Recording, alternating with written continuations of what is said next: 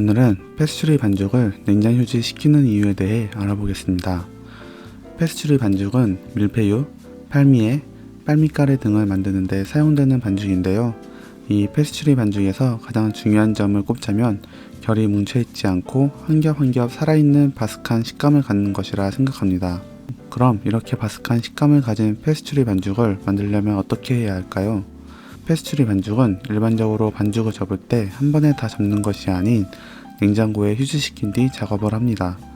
이렇게 냉장 휴지를 시키는 과정은 패스츄리 반죽에서 가장 중요한 작업인데요. 반죽을 냉장 휴지시키는 이유는 버터가 녹는 것을 방지해 결을 살리기 위해서입니다. 파이지의 생명은 바삭한 결을 만드는 과정이고 그 과정에서 버터의 역할이 굉장히 중요한데요. 만약 버터가 녹아버리면 층층이 결이 살지 않고 뭉쳐서 식감이 좋지 않게 나오게 됩니다.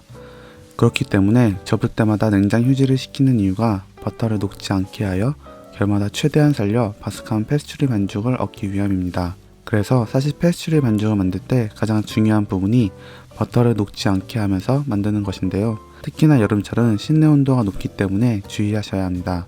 만약 작업실이나 작업대의 온도가 높을 경우 반죽 속의 유지가 녹아서 반죽이 질어지게 됩니다. 때문에 겨울철에는 상관없지만 여름철에는 에어컨을 틀어놓고 작업을 해야 하며 최대한 오븐에서 멀리 떨어져 작업을 하셔야 합니다. 또한 밀대로 밀어서 작업을 하거나 파이롤러를 이용하여 작업을 할 때도 신속하게 끝내야 합니다. 재밌다고 느긋하게 작업을 하거나 오래 가지고 놀다 보면 반죽은 마찰열과 손의 열기로 인해 녹아버리고 늘어지게 됩니다. 때문에 패스츄리 반죽을 할 때는 신속하게 끝내고 냉장 휴지를 충분히 거쳐 차가운 상태에서 작업을 진행하셔야 해요. 그렇다고 버터가 녹는 것이 걱정돼서 엄청 딱딱한 버터로 하는 것도 좋지 않습니다. 그렇게 되면 반죽을 밀 때 질기가 달라 반죽 밀림 현상이 일어나기도 하며 부드럽게 반죽과 펴지는 것이 아닌 버터가 부러지게 되고 따로따로 놀게 됩니다. 때문에 반죽의 질기와 버터의 질기가 비슷한 것이 중요하죠.